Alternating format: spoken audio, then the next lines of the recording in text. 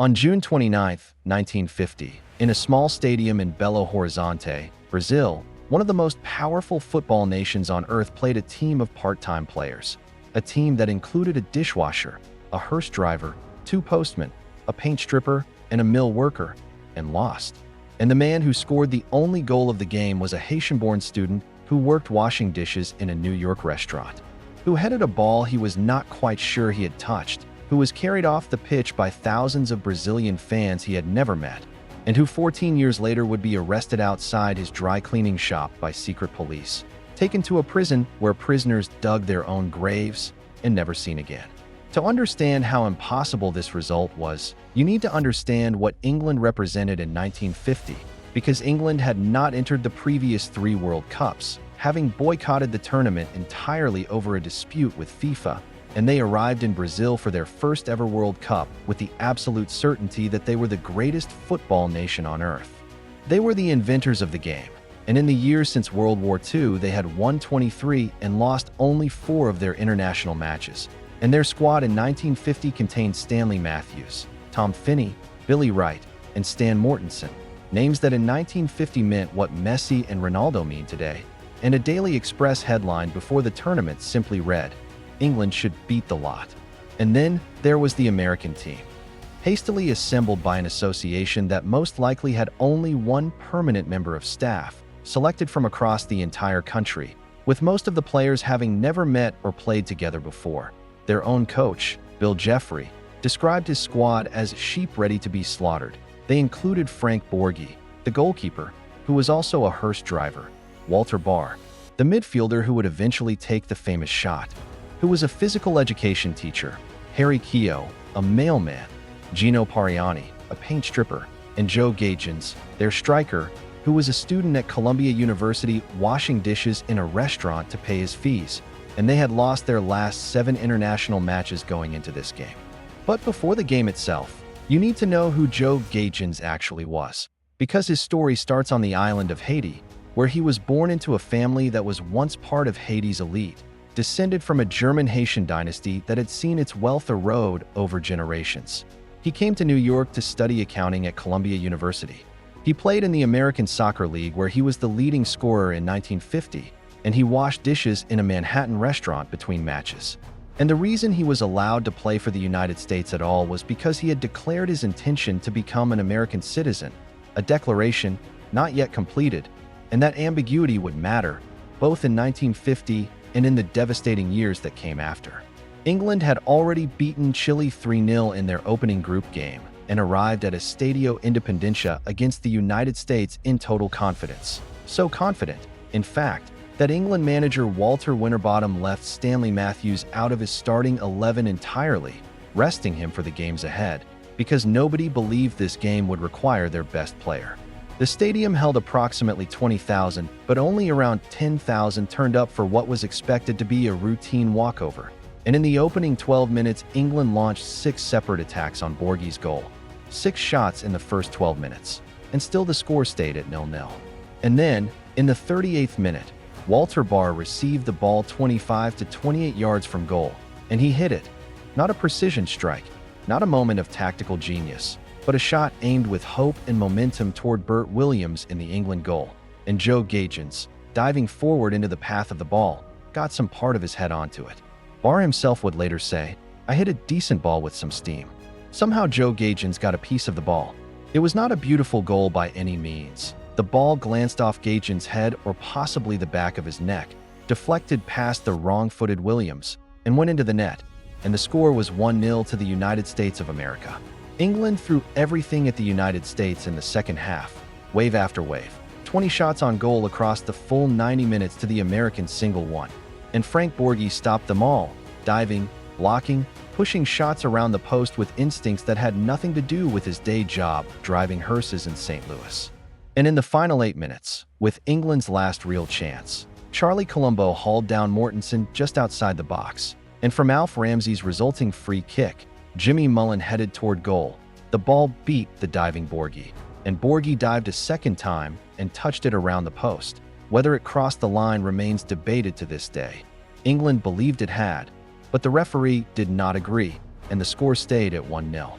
And now we reach the part of this story that tells you more about 1950 than any match report can, because the world did not react the way you would expect. In England, the result was so unbelievable that some newspapers, when the score came through on the wire services, assumed it was a typo and reported that England had won 10-0 or 10-1, because a 1-0 defeat simply could not be right. And in the United States, the result barely registered at all. Only one American journalist had even traveled to Brazil to cover the tournament, a reporter from the St. Louis Post-Dispatch named Dent McSkimming, who paid his own way when his newspaper refused to send him. And when the game ended, there was no hero's welcome, no parade, no national celebration. The players went home, and the country went back to baseball. But in that stadium in Belo Horizonte, the reaction was entirely different, because the Brazilian fans who had watched in disbelief and then delight rushed onto the pitch when the final whistle went and hoisted Joe Gagens onto their shoulders, and they paraded him around the ground. A Haitian immigrant, a student, a dishwasher, who had just headed a ball past the England goalkeeper and beaten the kings of world football, carried on the shoulders of a crowd that had never met him, from a country that would not even notice what he had done. And in that image, Gagens is laughing, and he has every reason in the world to laugh, because he cannot possibly know yet what the next 14 years will bring. The United States went out of the tournament in the group stage after losing to Chile. England also went out, beaten by Spain and eliminated in humiliation. And the American players returned home to the same jobs they had left. The mailman went back to delivering letters. The hearse driver went back to St. Louis. The teacher went back to his students. No bonuses, no endorsements, no coverage. And it would be 40 more years before the United States appeared at a World Cup again, at Italy 1990. And all 11 members of the 1950 team were posthumously inducted into the United States Soccer Hall of Fame in 1976, a recognition that came too late for Gagens to receive in person. Joe Gagens played a few more seasons in France after 1950, and then in 1953, he returned home to Haiti, returned as a hero to the country that had produced him. He married, had 3 children, coached youth football in Port-au-Prince, and ran a chain of dry cleaning shops across the city. By all accounts, a gentle, generous man, entirely uninterested in politics, who loved the game and the people around him. And life in Haiti seemed good, until 1957, when François Duvalier came to power and the country changed. And for thousands of ordinary Haitian families over the years that followed, the life they had quietly built was no longer safe, including, eventually, the family of the man who had once made the whole world stop and stare. On the morning of July 8, 1964, Joe Gagens arrived to open his dry cleaning shop in downtown Port-au-Prince, and he was detained by agents of the Duvalier government, driven away from that street, and never seen again by his family. His brother Jean-Pierre would later say, "From there on, we never heard of him." Gagens had stayed behind when his family fled Haiti the night before, believing that as a footballer, as a sportsman with no political involvement, he had no reason to fear. And that belief, his family would say, was the most painful part of everything that followed. The Haitian government did not officially acknowledge Joe Gagens' death until 1972, 8 years after he was taken, and his fate, like that of many people who disappeared under that government, was never fully accounted for.